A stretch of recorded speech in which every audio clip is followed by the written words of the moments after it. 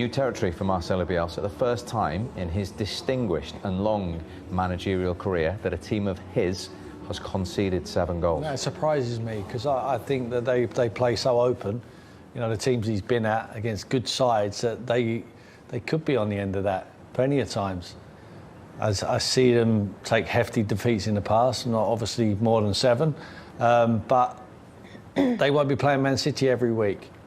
And he does send them out with a lot of confidence to go toe-to-toe. They were 1v1 all over the pitch against Man City. You know, we know they got away with it last year, but today they didn't get away with it. I just think how it's obvious today how much Man City miss a centre-forward, isn't it?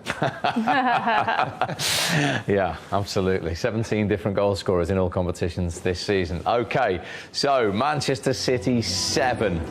Leeds 0. Don't forget, of course, we lost Brentford, Manchester United tonight because of the COVID issues in the Manchester United camp. And Steven Gerrard has won again, back to winning ways. Dean Smith losing against his former club.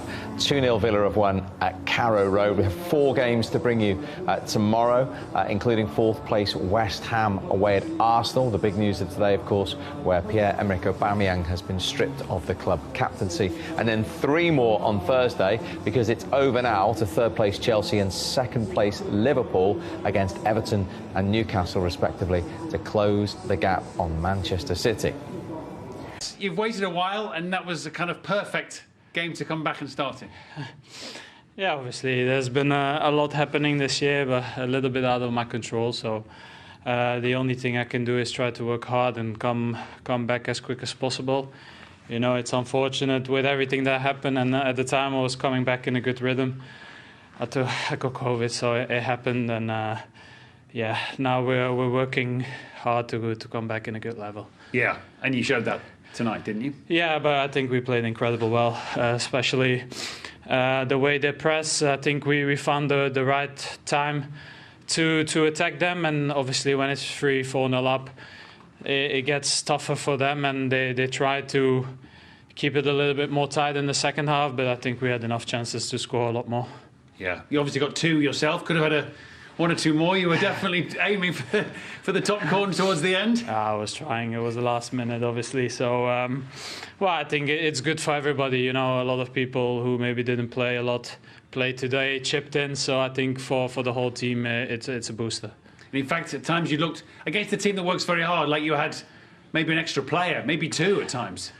Yeah, because I think we found the right time. You know, I think we were very patient in the beginning, and then the right times we found the gaps to go forward, and then we punished them, and you know, then it makes the game incredible tough for them afterwards. Helps the goal difference, doesn't it? A big win. It takes you very close to Liverpool's. Yeah, but I think now for the moment we just have to maintain the good level and try to win game by game. Obviously it helps, but that is something that can help in the end of the year. At the moment, it's not something that we should think about. No, but I guess you've had a little chance to watch from the outside, watch the team play, and also the rivals play. It looks like a good race this year. Yeah, it's a hell of a competition, but even outside the top 3, it's very hard to win every game. And you saw a lot of games like Wolves, West Ham, where you win with 1 goal difference, and it's still going to be a hell of a race this year. And but we're trying to be there, so that's the only thing we can do. Nice to have you back. Thank you.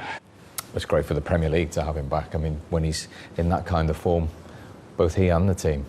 Yeah, he was brilliant tonight, and he said how difficult it's been coming back from his injury and his absence, and it was like he had not a point to prove, but he was just like, right, I'm back. And the second goal was just unstoppable, even though it was kind of in the middle of the goal, which we're going to see, but he had so much pace on it, and his movements, his game intelligence, and like I said at the start of the show, that they've missed him in terms of his creativity. You know, they're scoring goals, but they've scored 7 today, and how influential he's been throughout the game. He's been well missed, and I've missed watching him play, actually. Yeah, and you can hear what it's like inside that City dressing room. He's actually annoyed they only got 7. Well, they certainly didn't take all their chances. They created 31 attempts on goal. I mean, they were just queuing up, but they have to work hard to earn the right. And like he says, in the first half, the job's done. I always watch Pep. He celebrates at 1 and 2s, but he knows the game's never over, especially in the Premier League. When that 3rd goal goes in, it's almost like seals the deal. You know exactly what it is, and the celebration from him on the third goal just tells you the job's done. But he's still being tense in that dressing room. Yes, he's give players a rest. Bernardo Silva, Diaz comes off. He gives the other guys some game time just in case he needs them. It was a perfect evening for Man City today. And what would Chelsea and Liverpool make of that scoreline, do you think, watching on? I don't think they'll be making too much of it. I think everyone is just going to stay in their lane and just concentrate on what they've got ahead. I think Kevin De Bruyne is right. Maybe the goal difference will matter further on, maybe. But some leap, though, isn't it, from 9-2 in one game? Yeah, it is incredible. But I think it's game by game, and the head-to-heads like we spoke about at the start of the show. I think Kevin De Bruyne is realistic in that. It's about when they play each other. I think but you're right. You can't underestimate their goal difference. It could go down to that this year. It is that tight, no one's letting anyone get away. It's up to them now. They can sit back next 2 nights, they can put their feet up and watch the rivals play and hope for the best. And I'm sure they're going to come and much tougher opposition than what they did tonight. But you still have to do your job. Like we say, 4 points last season, Leeds took off them. Never, ever looked like winning tonight. Let's look back at the ones they did finish off then. Out of all those chances, 31 created. It seems a long time ago, 8 minutes in, when Phil Foden, back in the team, scored the first, Karen.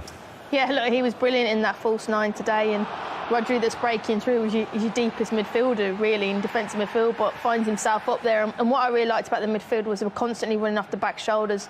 There's Kevin De Bruyne getting in behind, opens a space up for Phil Foden, and then there's your defensive midfielder, Rodri, getting in advance. There was constant rotation. That's why it's so difficult when you're playing 1v1.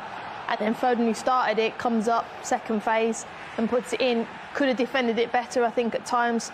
Leeds, and Dallas maybe at the end could have got there and kept that off the line. But look, the whole build-up plays is all about Manchester City and how they rotate. And like I said, Leeds play man for man, and they just completely exploited that. Yeah, that set the tone very early on. We took Grealish, his first headed goal for 2.5 years. He's only his second Manchester City Premier League goal. Yeah, interesting the Pep's put him there. I've done a job on the goalkeeper there, trying to keep him at bay. But then I like the movement for Jack here. Gets himself back on side, and then he slips across Ayling there, and it's a good header. The timing of the head is very, very good. You see Jack here, he's doing a job for the side there, trying to keep Medinay in, and then he realises he's going to go to Riyad Mahrez on that wand of a left foot, and he gets himself back on side, then he goes right across the defender Ayling, and it's a good header. See it from this angle, the power what he puts on that. Sometimes you see that coming off the shoulder of the strikers, but he nearly scored at the weekend with a header, and that one he made no mistake with, and it flew past Melanie. What about all-round from him tonight? I thought he was tidy. I really did. It was really important he gets the numbers. You imagine he scores 7 tonight and he never got any, he doesn't get 1. Pressure then mounts, even though he had a good game. I don't think anyone played bad in a Man City shirt, though. It'd be very difficult to play bad. Even you would have played there well tonight, Steve. 5 knee operations later, yeah. Kevin De Bruyne, we just heard from him. 2 goals for him tonight on his return as well. And as Tim says, this is one that sealed the deal, even at half-time, Karen. Yeah, again, he just ran off the back shoulder. See, he runs before even the setback from, I think it was a Foden and the passing behind. But if you just watch him in the top corner now, he's already on his bike. We were talking about how they suck players on, and they were really brave in that, and they just passed through it, got the numbers they have behind the ball, and then they just let the front players go and express themselves. But see Kevin De Bruyne highlighted, he's already going. Look, before that setback's on, he's thinking, I'm losing my player, can't catch me, I'm too quick, and then it's a brilliant finish. I know, Tim, you were saying the keeper could have done better, but I personally think it's a brilliant finish. Yeah, I think it was a bit harsh. When you see it from that angle, he whizzes it, doesn't he? I mean, the pace what he puts on his left foot, he just steers it into that near post, knows exactly where it's going. Melanie, he's halfway on his way down, it just flies behind him. I mean, them strikes today, some of them were so pure, and the goalkeeper doesn't have time to even react and get his arms up. They're already behind him. We talked about damage limitation might be the subject in the Leeds dressing room at half-time. I couldn't see it, Steve. I don't think he ever goes out with that way of playing. Perhaps in hindsight, he wouldn't even look at that. I was going to say, should he have? No, I don't think he does. Because you know what he wants to keep? He wants to have a look. He made changes, brought some young kids on. He's looking towards the next one. He'd be saying to him in there, that wasn't good enough. We made mistakes, but they're very good. We're not going to play Man City and Chelsea's and Liverpool's every single week. So he keeps them with the same formation, the same way of playing, the same identity. So when they do come up with the teams in the mid to lower end of the division, they'll win enough games to stay in the league. I like that approach. It's definitely fantastic to watch. It's entertaining. because a lot of teams go there, they just put bodies behind the ball and they try to play anti-football, and they end up getting beat anyway. At least we got entertained tonight, and the people sitting at home. Didn't take long in the second half, though, for normal service to be resumed, did it?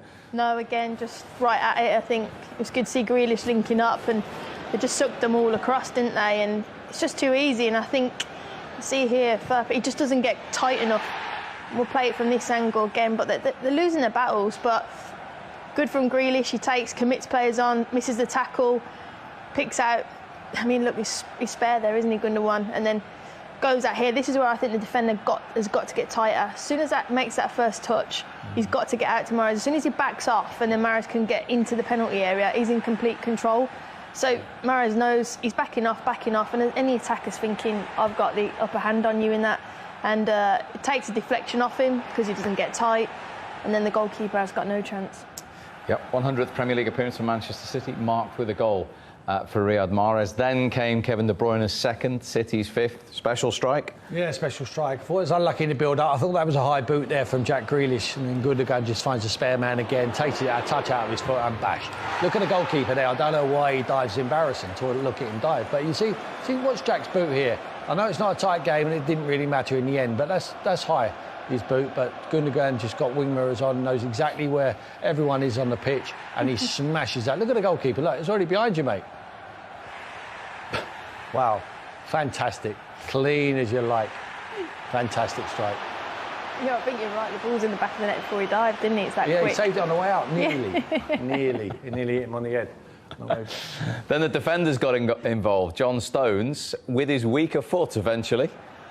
Yeah, it is. I think sometimes when you hit it with your strong foot, you don't concentrate as much, and with your weaker foot, you have to be more patient with it. But again, from wide areas, I mean, the marking is shocking from Leeds. There's your three centre-backs all up off the set play, and it's just a rebound. But look at the three centre-backs there. John Stone gets across the near post. OK, he doesn't get it. But look, he's sharp then. He's the first to react, second to react, and then it's a real clean hit with his left foot there. That's the one you scuff with your good foot. And now you have to really concentrate hard on your weak foot, and that's why he gets a better connection.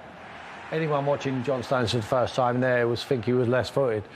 You know, he's put himself in the area to score goals. He scuffs the first one, and the second one's like a rocket. Like, Karen's absolutely right. The concentration was on the strike there, and unstoppable, really.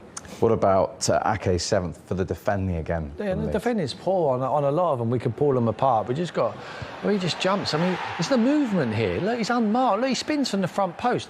Just spins round. Did anyone think about going with him? All right, Stones blocks off Rafinha there. Looks like he's really blocked off. Bit naive defending.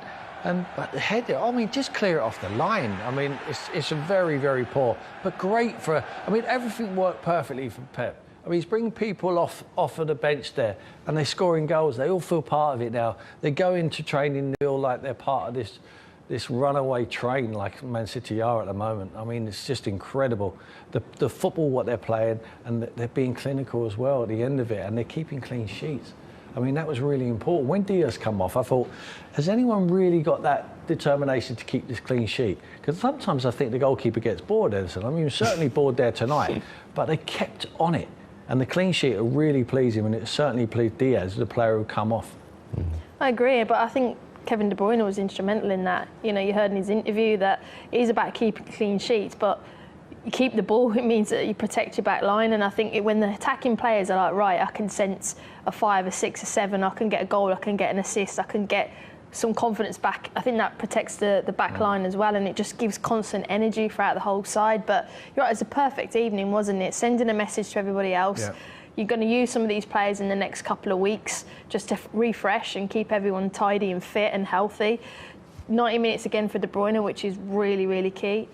Different goal scorers. Resting your main men. Exactly, yeah. And Diaz get off, and it's just Sterling brilliant. Doesn't even have to come off the bench. No. Yeah. I mean, he'd be disappointed with that, Raheem, because we talked about him smelling goals. You'll certainly smelt them tonight.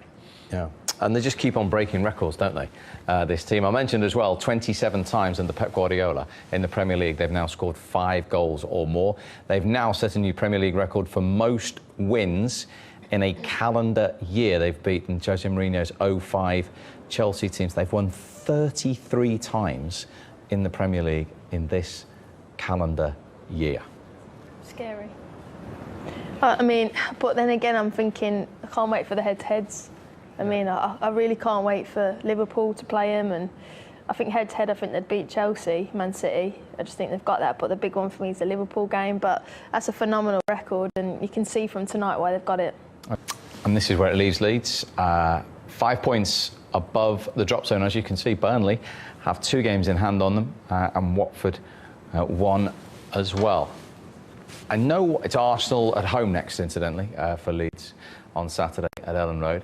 I know what you're saying, Tim, about the neutral and being entertained, and it's not his way. Yeah. But you heard his explanation that they prepared for it. I mean, how damaging could conceding 7 be to that group? 3 at Chelsea, albeit a little bit unfortunate. Yeah, it's not good. I could tell you, hefty defeats just does affect the mood around the dressing room and the training ground, certainly building up to that game. But the games come thick and fast around Christmas, so it's easy to put a defeat behind you. But it can fester if you don't get a positive result. They're missing personnel. You know, Bamford is missing, picked up a hamstring. Calvin Phillips looks like he might miss 2 months. I mean, how big is that for Miss Cooper? They need back as soon as possible. They haven't got a lot of quality in depth.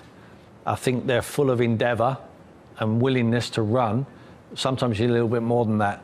And he needs some cool heads, he needs some organised bodies, he needs some organisation, which he said that he had there. Didn't look organised tonight. They looked like they were all over the place. But Man City can do that to anyone. But it was a damning defeat.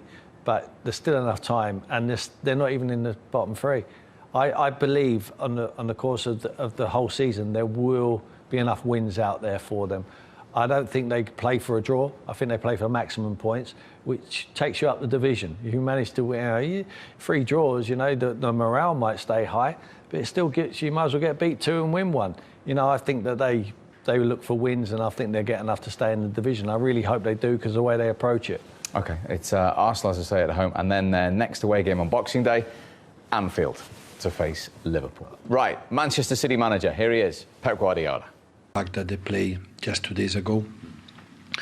But that's why I give credit to the victory, because I'm pretty sure every opponent knows what does it mean to play against Leeds. And yeah, just now rest and prepare Newcastle next Sunday. It seems from the outside that so many of your individual players are somewhere near their best level. Do you agree? But yeah, that's for sure. So when you get these results, because individually they are brilliant. So the idea always is there in different ways. So every manager, the team has his own idea, and if it works, it's because individually the players take part of that. So at the end, I didn't score 1 goal.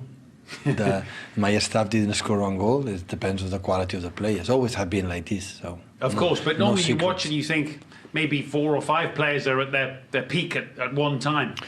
But at the moment, it seems like many of your players. Yeah, I think Jack started really well the first 50-20 minutes. Later, they struggled a little bit to keep the ball for his mates. And Kevin, in this type of games, when we're open up and down, Kevin is devastated. So he can do whatever he wants. But in general, all the team, I would say thank you to John Stones playing that position. And normally it's not his position, but how commitment he was there and how good he played. So, yeah, in general, all of us, they were in a good level. Very little, if anything, for Pep Guardiola to complain about tonight. I love how just when Kevin can just do what he wants. Just does what he wants. But yeah, no complaints. I mean, it was just a perfect evening. He sends a message out there to John Stones. Thank you for playing. I mean, thank you for letting me play in your team. That's what he should be saying. That all of them players, I mean, it's like every day's a school day, isn't it? If you're a player at Man City, he's teaching you every single day, and the results just keep coming. So he's so dominant, the guy. You know, when he speaks there, I mean, he's small in stature, but he's just a giant when he walks into the room, and the aura what the man has when he stands next to you, because you know that he's a genius of his craft. I mean, he's always turning the page over. You know, when other managers we've seen stand still, and we've got a lot in the Premier League are a little bit stale now, this guy just keeps reinventing himself. Yes, he's got the tools to work with, but he keeps them sharp in their minds, because he little tweaks all of the time. And I go back to it, in-house competition at the club is keeping everyone on their toes, and that is why the level of performance is always at a maximum. Couldn't agree anymore. Chopping, changing, rotating, but still getting the same results, and just going from strength to strength. And you look at the fixtures that they've got coming up, you'd be confident that they get results out of them as well. 7 league wins in a row. They've got real momentum as well, haven't they? Yeah, and it's just a confidence within the group. And like we said, the players that came in that haven't really featured that much, coming in, getting good performances, scoring, resting players. It's been brilliant, and that momentum will keep going for them.